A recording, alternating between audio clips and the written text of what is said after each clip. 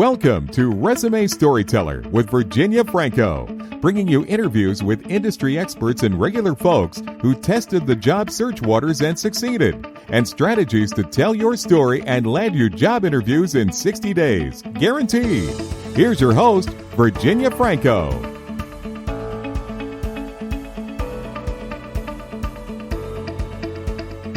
Hey guys, I have with me today professional career coach Lisa Plain.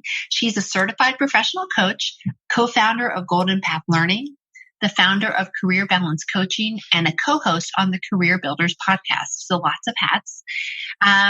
But earlier, she's a CPA who felt that there was something missing in her career. And so she undertook a journey of self and career discovery to find that missing piece. And today she's on a mission to help other high-achieving professionals to do the same. So Lisa, thank you so much for joining us. I've been really excited to have you on. Oh, it's my pleasure. It's really exciting to be here. So you heard me give a brief overview of what you do, but I'd love to hear about how you came to wear these 4 hats that you have now. Yeah. So as you mentioned, I previously worked as an accountant for about 10 years and it was great. I enjoyed the work that I was doing, but I really did feel like something was missing. And so about 3 years ago, I was really feeling stuck and lost, and I hired a career coach myself. Did you? I did. Yeah. And it was one of the best decisions that I've ever made. I went through a ton of self-discovery, just trying to figure out what that missing piece was. And what I realized was that the missing piece was connecting with people. So I was sitting at a desk all day, working on spreadsheets. There were days where I actually wouldn't talk to another human the whole day, maybe over the phone. But a dream for some, but not for all, right? Yeah, exactly. And so once I discovered that, then I looked into coaching myself, went back to school, and I've been helping people to find what their missing piece is now, who are in a similar place as I was. But you don't just work with people in finance and accounting, correct? Your practice spans industries? Yeah, exactly. I work with people in the dental area. I work with people in media, definitely a lot of different industries. Very nice. So given that you work with all different kinds of industries, I'd love to hear from you if you see a couple of common challenges facing people that are job searching today, whether they are, just trying to find the next step or land a new role or looking to make a career pivot. Yeah, absolutely. I would say that one of the major challenges that people are facing right now, especially with COVID-19 happening, is that there's so much uncertainty in a lot of industries. So people aren't really sure if their industries are even going to be around in 5 or 10 years, which causes people to really reconsider where their skills are going to be needed in 3 to 5 years. It's trying to plan, right? Exactly. They're trying to get ahead of it and not wait until they're forced to make a change, but they're starting to think about where they can predict that their skills will be needed in, the near future. And is there something that you find that they're surprised by as they go in and, trying to navigate this, this very ambiguous market? Yeah, I think that people are most surprised by the power of networking. So a lot of the work that I do with people, first figuring out where and what they really want, but then making it a reality. And I think that people are really surprised by how easy networking can be if you do it in a way that aligns with who you are. And then also how well and how fast it works. I had a client recently who she was really interested in making a change. There was a company that she had kind of targeted. She looked them up on LinkedIn, ended up just connecting with somebody that she was interested in talking to. They had a conversation, and within a month, she had a new job. Wow. So, it can be pretty amazing. That's how my husband landed his last job. It'll be 2 years this fall, but he, it was about a 3-month search, which is pretty fast for an executive. And he started just by talking to 3 people, getting names of 3 people, and then 3 more and 3 more like that. To me, it's like the fast pass at an amusement park, Disney World, where you can just bump to the front of the line. So true. That's awesome. So what about, what advice would you give someone who is just beginning to job search? Is there, some guidance that you give them on sort of the best place to get started or how to get started? Yeah, for sure. So I really recommend getting clear on what kind of job you want, what kind of company you want to work for, in which industries, and why. So you need to have this really clear path forward, or else it can feel like you're kind of shooting in the dark. It also might feel like you're narrowing your options by doing this. Yeah. How do you, a lot of people, I hear that all the time. I want to, especially now, I don't want to limit myself. I'm worried, or I need to land fast, so I can't afford to limit myself. Yeah, exactly. But by not limiting yourself or not having that narrow search, you're actually putting yourself at a disadvantage, because targeting yourself allows you to go for that quality over quantity in your search. So when you're having conversations with people, you're better able to communicate what you're looking for, which then allows people to go out. So let's say somebody's looking for a job and they want to become an accountant. Mm-hmm. They can go out and have a conversation with somebody and say, I'm looking for this kind of job at this kind of company in this kind of industry. So the person that they're talking to now has very clear criteria that when that job comes up, they immediately think of this person. They know it. And how do you recommend they sort of whittle it down when they say, well, I really could do any industry, or I could do this or that? Are there any resources that you might recommend to help them get some clarity around that? Yeah, absolutely. So I think that one of the key things is that we can be paralyzed by options, right? Yes. There's so many things that we can do. And so it can be really tough. But what I would really recommend is do a brainstorming activity. Write down all of the ideas that you can think of and all of the possibilities that are available to you. And then go through your list and pick a couple that you're going to hypothetically try first.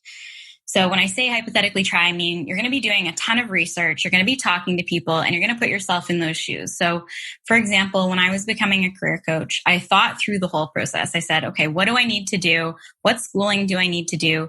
And I started to have conversations with people who were coaches to understand what needed to be done in order to be successful at this job. Okay. So you can talk to, you can job shadow if that's something that you're interested in and is available to you. You can also just do informational interviews, which are basically having conversations with people to find out more information about what it is that they do. Okay. And that way you can really start to see what it's going to look like to pare down, number one, what skills do I need that I don't currently have? And then, is this something that I even really want? Because there's times when you start to go down a path and you realize that even though I can do that job, I don't really want to. Right. And that is, to me, the best way to ensure you don't go out of the frying pan into the fire if you're currently employed. Exactly. What about someone who didn't take those steps and has already launched a job search and it's not going well? How do you sort of recommend they pause, pivot, or regroup? Yeah, well, I would agree with you in terms of pausing. Sometimes we get so far into doing that we kind of forget to take a step back and reassess and reevaluate what's going on. That's so true. Yeah. Taking some time to reflect on what's been working and what hasn't been working is really helpful. And then experimenting in a way that you're trying something new, not just sending out resumes to different companies, but there's a lot of creative ways to connect with people, and connecting with people really is the key. Like we had mentioned in terms of networking, that's how you can fast track your job search. So talk to as many people as possible. Talk to people who are doing the job you want. Talk to people who are managing the job you want. Talk to recruiters, talk to HR people, go to virtual job fairs.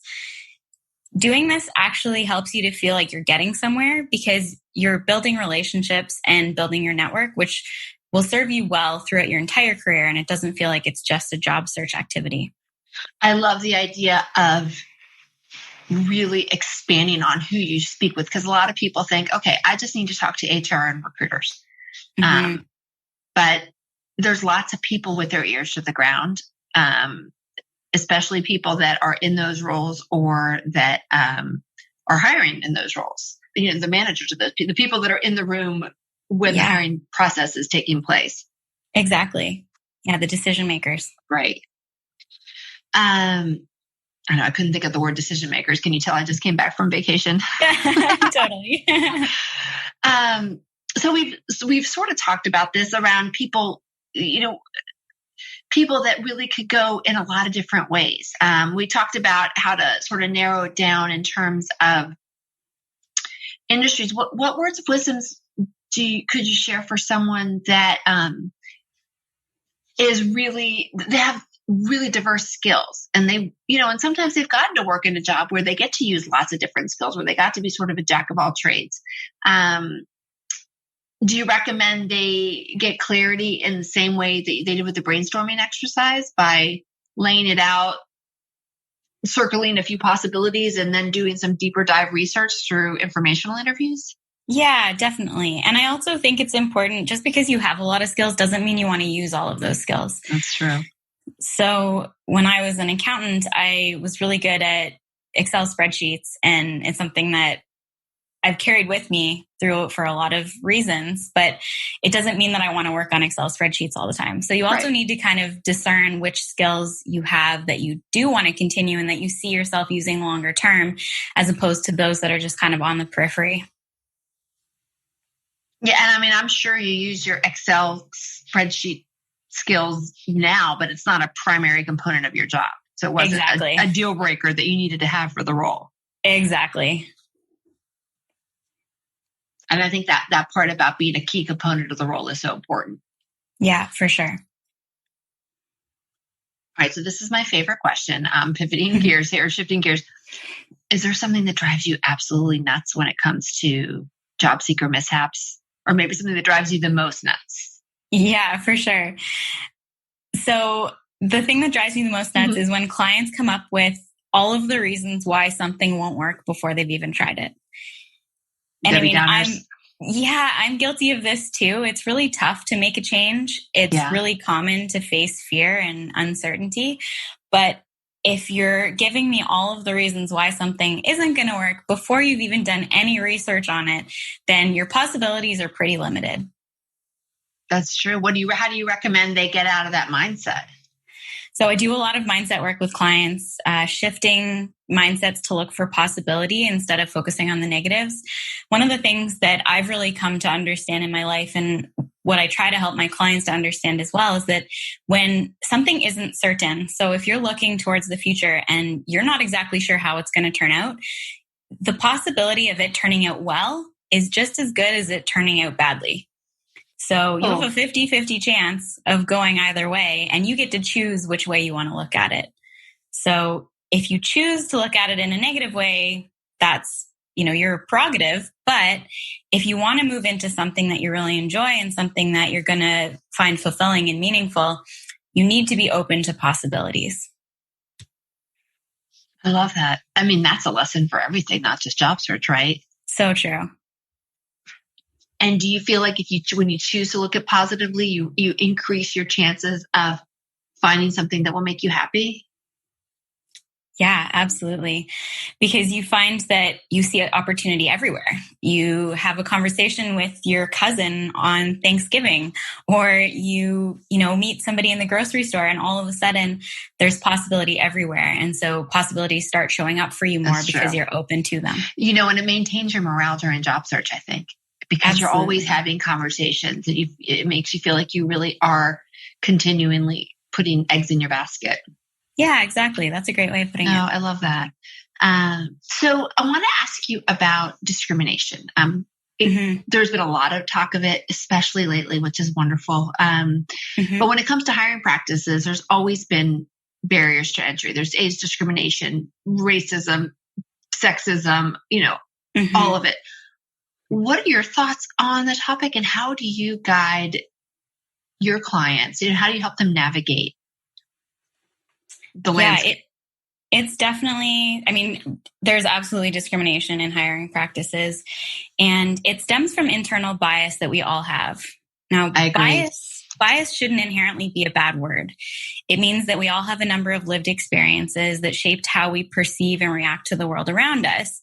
But the issue is when we try to ignore our bias or deny that it exists. So once we accept that we as humans are biased just by nature, we can work on identifying which biases are impacting us and then how to overcome them. So as an example, I worked for a company who had a really great diversity training program. And as part of that, they had us take these biases tests. And it was really interesting because one of the ones that I did was a sexism test. Now, I have always worked for really amazing, strong women. I've had really amazing, strong women role models. My mom is an amazing, strong woman.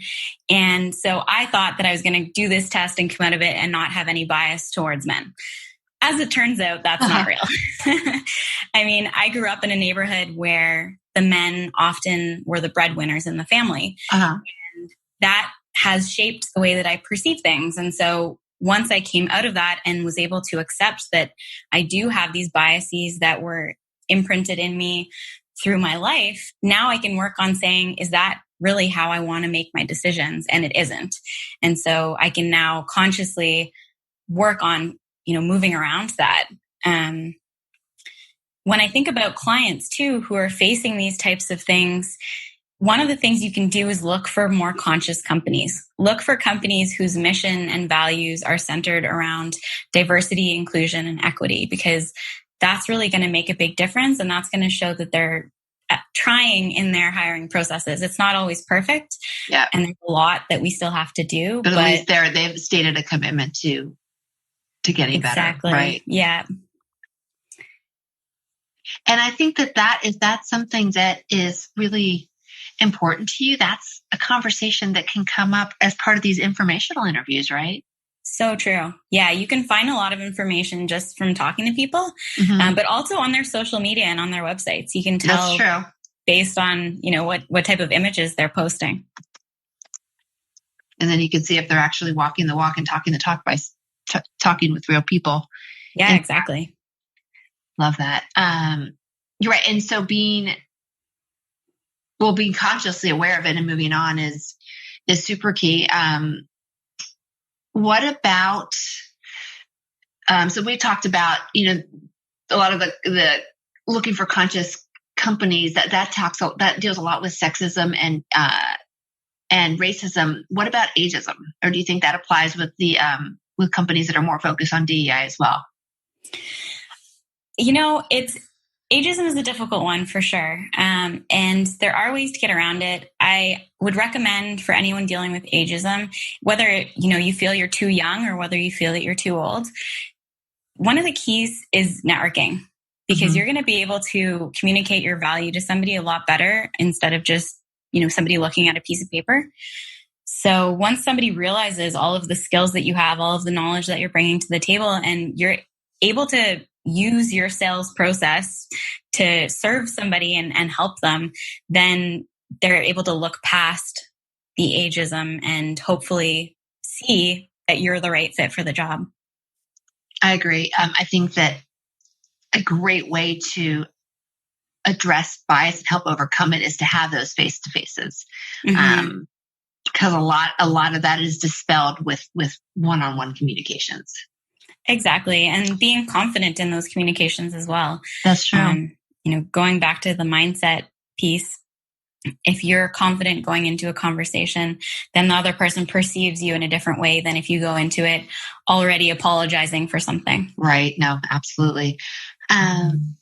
So let's say someone comes to you at a Thanksgiving dinner table, like we were speaking about earlier, and says, I'm going to get ready to job search. What are a couple, one or two things that I absolutely need that I can't be without during this next phase? What say you? Yeah. So number one, I'm going to go back to my good old spreadsheets, Excel spreadsheets. Okay. Yeah. Honestly, it's all about tracking. It's all about keeping track of how many applications you're sending out, who you've had conversations with. You can also use Excel spreadsheets to target the companies or industries that you're looking for and keep track of the people who are decision makers there. It's just a great place to kind of organize your thoughts and use that to create plans. Outside of that, I would really recommend apps like Trello or Asana. Trello is more of a board that you can keep track of certain projects or certain activities that you're working through, and it can send you reminders and that kind of thing. Whereas Asana is a little bit more like a virtual to-do list. That's also really helpful. You can organize it into tasks, activities. You can also include other people in it too. So if you are working, let's say, with a recruiter or something and you want to include them, you can include them in your Trello or Asana board as well. Which one do you like better, Trello or Asana? I prefer Trello for when I'm working on projects, so I can kind of organize it by project. Whereas if I'm using Asana, it's more for my day-to-day. I keep my personal to-do list. That's like your task master. Yeah, exactly. Oh, I love that. I'm going to have to check those out.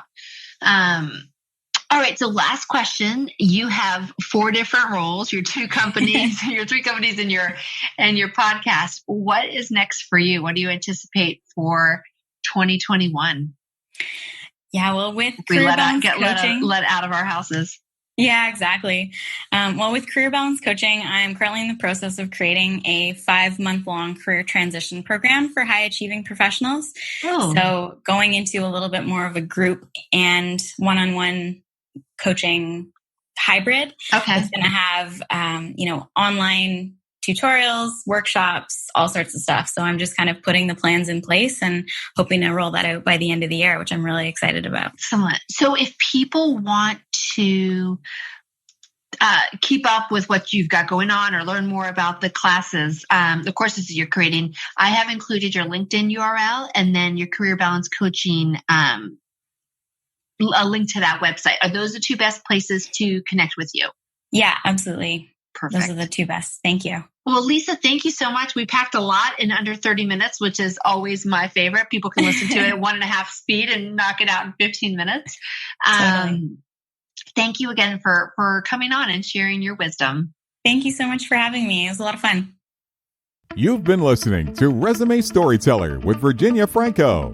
To learn more about storytelling strategies to catch the eye of today's SKIM online readers, hiring and decision makers, go to www.virginiafrancoresumes.com.